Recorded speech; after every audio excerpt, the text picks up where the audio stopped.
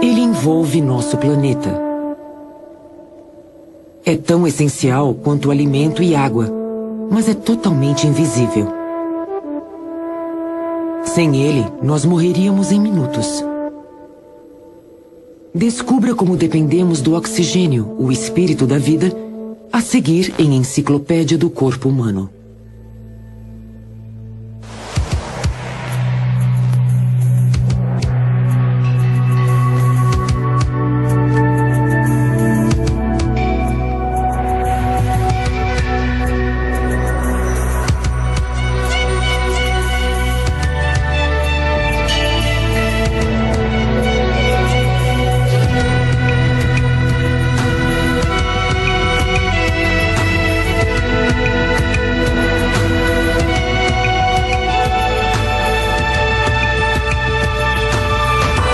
Enciclopédia do Corpo Humano.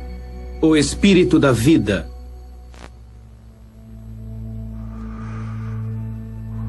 A inalação de oxigênio provoca uma reação dentro de nosso corpo, que produz calor e energia.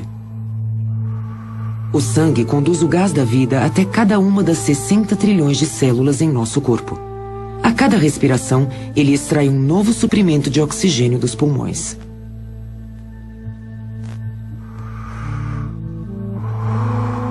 Nós respiramos oxigênio automaticamente, mas pulmões treinados podem nos transformar em campeões.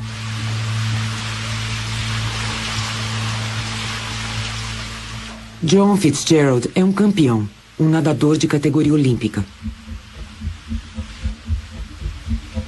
Seu ritmo e o controle de sua respiração são essenciais para sua performance na água.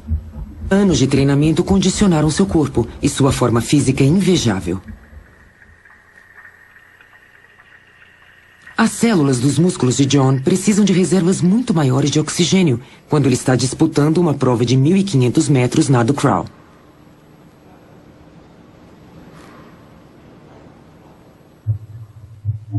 Os pulmões são um milagre da evolução, projetados para introduzir a quantidade máxima de oxigênio em nosso sangue. Eles ocupam 90% do espaço do tórax. Os pulmões são leves e esponjosos graças a milhões de dutos de ar ramificados. Eles pesam apenas 1,1 kg. Se fossem abertos e alinhados, as paredes desses incontáveis dutos seriam 50 vezes mais espessas que nossa pele e cobririam uma área do tamanho de uma quadra de tênis. Os vasos sanguíneos revestem os pulmões e absorvem o oxigênio do ar.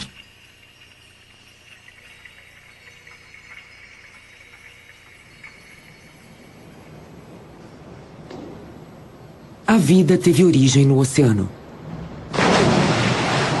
O oxigênio, liquefeito na água, permite que os peixes respirem através das guelras. O ar contém 50 vezes mais oxigênio que a água, e nossos pulmões evoluíram para o melhor aproveitamento desta reserva tão abundante. Todos nós experimentamos parte desta evolução no nascimento, quando deixamos o confinamento aquático do útero de nossa mãe.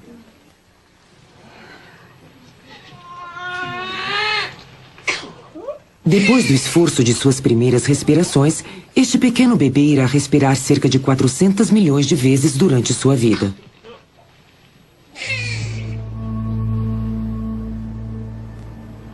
Quando inspiramos, os músculos entre as costelas empurram a caixa torácica para cima. Um músculo de forma esférica localizado abaixo dos pulmões, o diafragma, desloca-se para baixo. Estes dois deslocamentos expandem os pulmões. É uma máquina formidável e confiável. Quando expiramos, simplesmente deixamos que os músculos relaxem, e assim o ar é automaticamente expelido dos pulmões.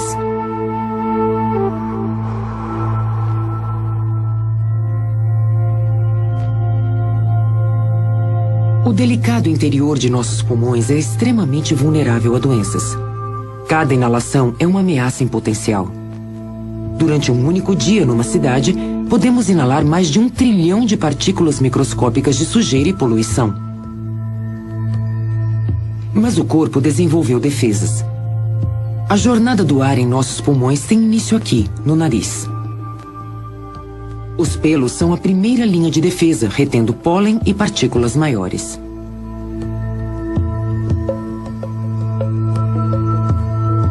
Logo acima, o interior do nariz é revestido por uma membrana úmida. Glândulas especiais secretam muco, um líquido viscoso que retém a poeira. Um revestimento de pelos microscópicos em movimento repele o muco saturado de sujeira para a garganta. Podemos cuspi-lo ou engoli-lo. Sob temperaturas baixas, os pelos ficam mais lentos e o excesso de muco aumenta, causando a familiar coriza.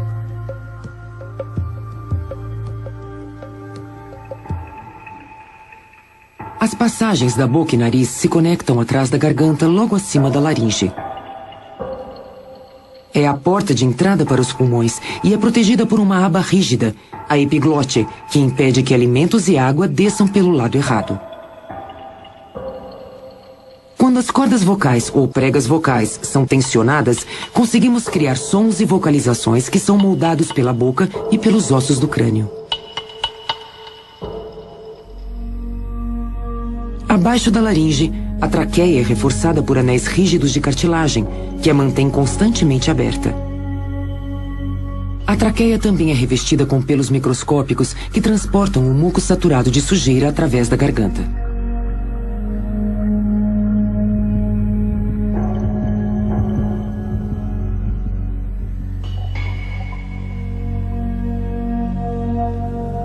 Nós auxiliamos a expulsão do muco quando pigarreamos ou tossimos.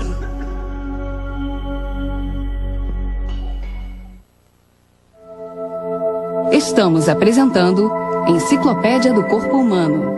Enciclopédia do Corpo Humano. A cada respiração, inspiramos e expiramos 568 centímetros cúbicos de ar 15 vezes por minuto.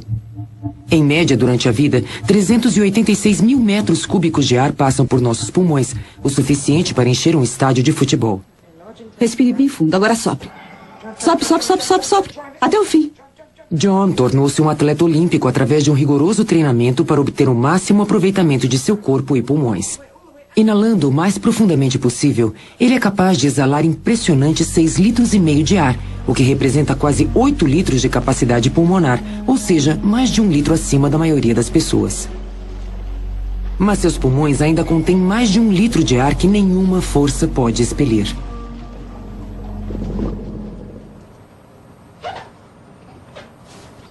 Três, dois, um, respire.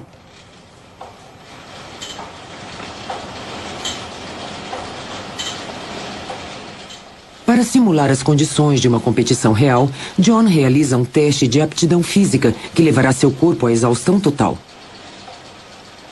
Este teste, meticulosamente monitorado, o leva ao limite e o ajuda a aprimorar seu desempenho na piscina.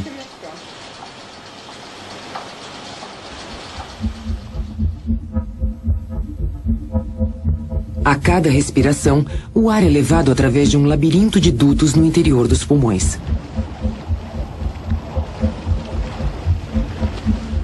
Essas passagens de ar se ramificam sucessivamente em dutos cada vez menores. Em suas competições, John precisa regular sua velocidade, aproveitando cada respiração ao máximo. O transporte de ar para os pulmões torna-se crítico quando ele está prestes a vencer. À medida em que John se esforça, seu consumo de oxigênio aumenta. A cada respiração, os pulmões recebem 100 bilhões de trilhões de moléculas de ar.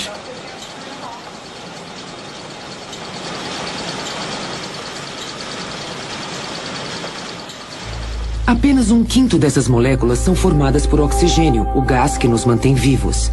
O restante é constituído principalmente de moléculas de nitrogênio, um gás inerte que entra e sai de nossos pulmões sem causar alterações.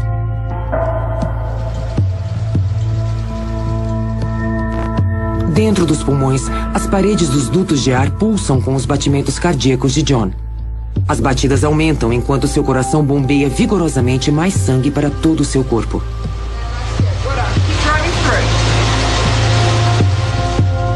O oxigênio é extraído rapidamente do sangue de John, enquanto circula nos vasos sanguíneos de cada músculo fatigado.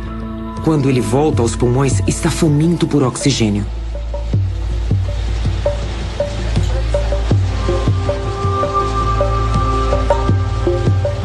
Com seu corpo ansioso por oxigênio, John sente dores. Apenas as instruções conscientes de seu cérebro o impedem de desistir. Esse controle mental faz a diferença entre um bom atleta e um atleta excepcional.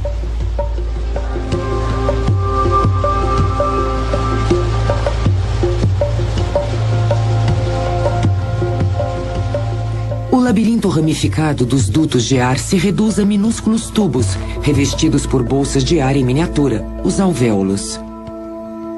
Cada pessoa possui 700 milhões de alvéolos. Eles demarcam o fim do caminho percorrido pelo ar inalado. Essa é a visão interna de um dos alvéolos. Com apenas 1/4 de milímetro de comprimento, suas paredes possuem apenas alguns milésimos de milímetro de espessura. Desta forma, o oxigênio pode passar diretamente do ar para os vasos sanguíneos periféricos.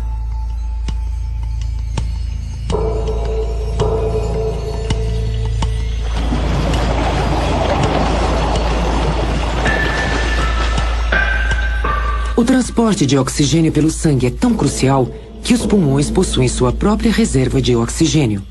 50% do coração encarrega-se somente de bombear sangue para dentro e para fora dos pulmões.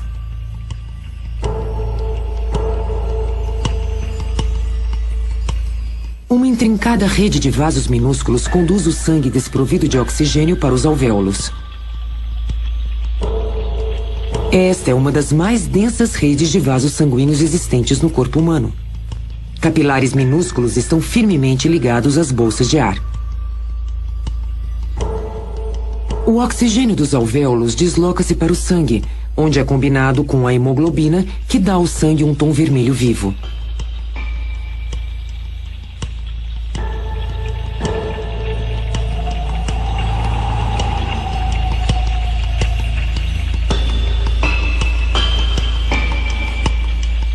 Como o oxigênio não se dissolve bem, a hemoglobina é essencial à nossa sobrevivência.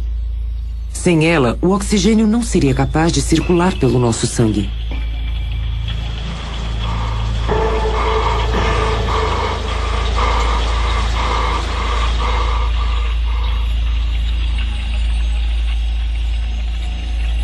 Sem a hemoglobina, o sangue não conseguiria conduzir oxigênio suficiente para nos manter vivos.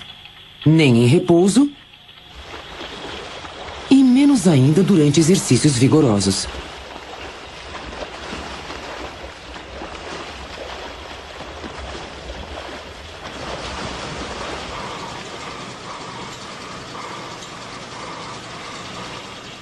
A hemoglobina é armazenada em células especiais, as hemácias.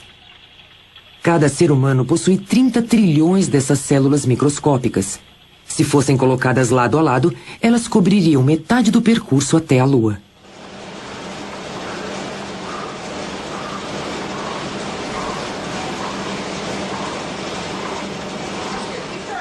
Percorrendo o corpo de John, a hemoglobina imediatamente fornece oxigênio ao seu tecido muscular.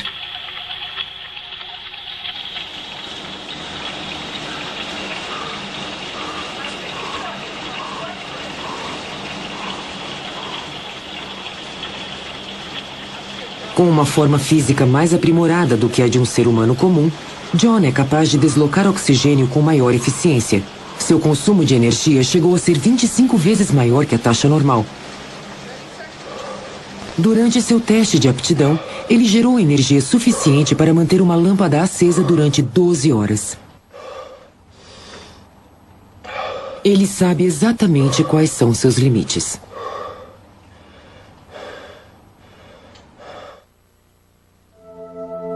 Estamos apresentando Enciclopédia do Corpo Humano.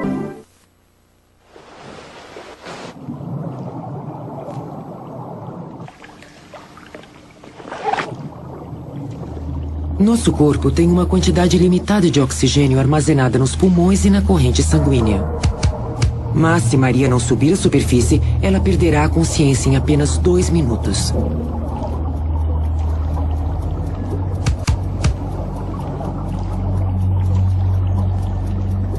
Ela precisa utilizar todo o precioso oxigênio armazenado em seu corpo. O cérebro é o órgão mais sensível à queda do nível de oxigênio. Somos capazes de sobreviver sem alimento ou água por dias. Mas para viver, precisamos respirar incessantemente. O cérebro controla a respiração automaticamente. Quando consumimos mais oxigênio, respiramos mais profundamente. Mas não é a queda do nível de oxigênio que avisa os pulmões para inspirarem. O nível de oxigênio cai à medida em que os músculos o utilizam, e isso produz dióxido de carbono. É o acúmulo desse gás no sangue que avisa ao cérebro que o corpo precisa respirar mais intensamente. O dióxido de carbono aciona um alarme na base do cérebro, estimulando automaticamente os nervos que controlam os músculos do tórax e o diafragma. Por alguns instantes, somos capazes de anular conscientemente esse reflexo respiratório. Mas é impossível alguém asfixiar a si próprio prendendo a respiração. Quando perdemos a consciência, o reflexo inicia-se automaticamente.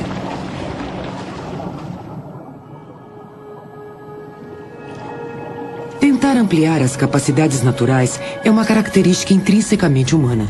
Um snorkel nos permite respirar embaixo d'água. Mas o snorkel só é útil quando utilizado perto da superfície. Quando mergulhamos a profundidades maiores, a pressão da água sobre o tórax aumenta e é necessário um esforço adicional para expandir os pulmões na inspiração. E os músculos do tórax e diafragma têm um poder limitado. Esta mergulhadora resolveu o problema usando um tanque de ar comprimido. O tanque fornece ar aos pulmões com uma pressão equivalente à pressão da água em volta do corpo. Com essa reserva independente de ar, ela é capaz de permanecer nessa profundidade por até 2 horas. Quanto maior a profundidade do mergulho, menor será a duração do suprimento de oxigênio, pois há necessidade de inalar mais para compensar a crescente pressão da água.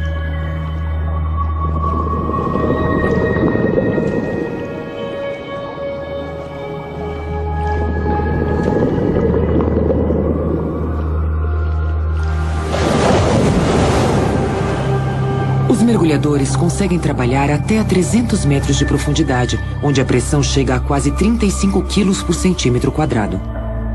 A baixa pressão em grandes altitudes também causa problemas devido à escassez de oxigênio. Entretanto, depois de algum tempo, podemos nos adaptar à vida em altitudes de até 5.500 metros, onde a pressão atmosférica é a metade da pressão no nível do mar. Nosso corpo reage, produzindo mais glóbulos vermelhos e criando mais capilares para melhorar o fluxo sanguíneo nos músculos. Acima de 9.100 metros, o ar é muito rarefeito para ser inalado. Por isso, o interior de um avião é pressurizado. Caso contrário, os passageiros sofreriam com a escassez de oxigênio. 3, 2, 1. Nesta simulação de uma súbita queda de pressão, o vapor de água se condensa formando uma névoa. Nessa experiência, nossa voluntária foi suspensa a 7.300 metros em apenas 3 segundos. 2 de espadas. 6 de paus. Coringa. Identificar as cartas do baralho testa a agilidade mental da voluntária. Embora esteja se sentindo bem e confiante, ela começa a errar depois de apenas 1 minuto. Rei de ouros. 7 de ouros. Suas células cerebrais são as primeiras a sentir a falta de oxigênio. A hemoglobina em seu sangue é incapaz de absorver o oxigênio suficiente do ar rarefeito e não consegue impedir que as células cerebrais sofram com a falta de oxigênio.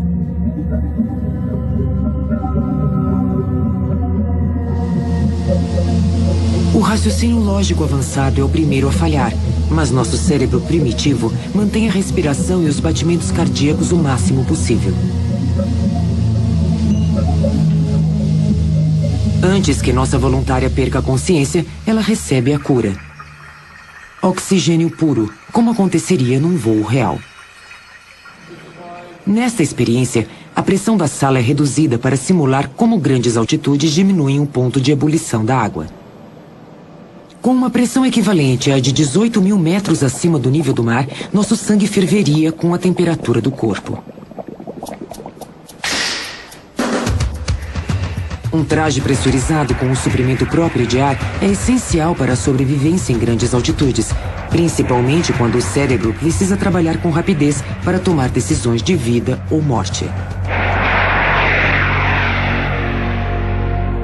O espaço representa o máximo em ausência de oxigênio.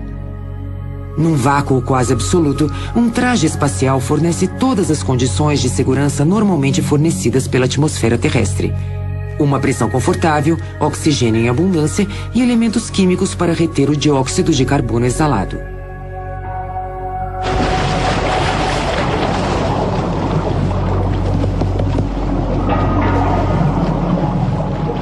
John nadou quase 1,5 km. Agora inicia sua última volta.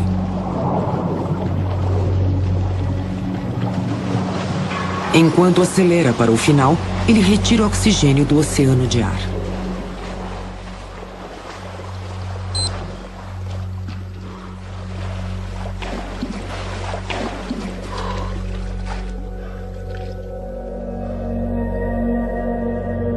Ele retira do ar o oxigênio, que é o combustível de seus músculos.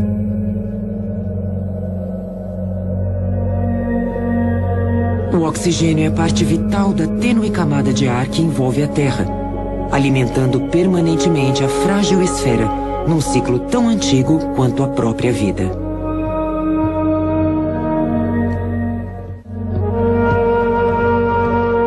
Versão brasileira Tempo Filmes, São Paulo.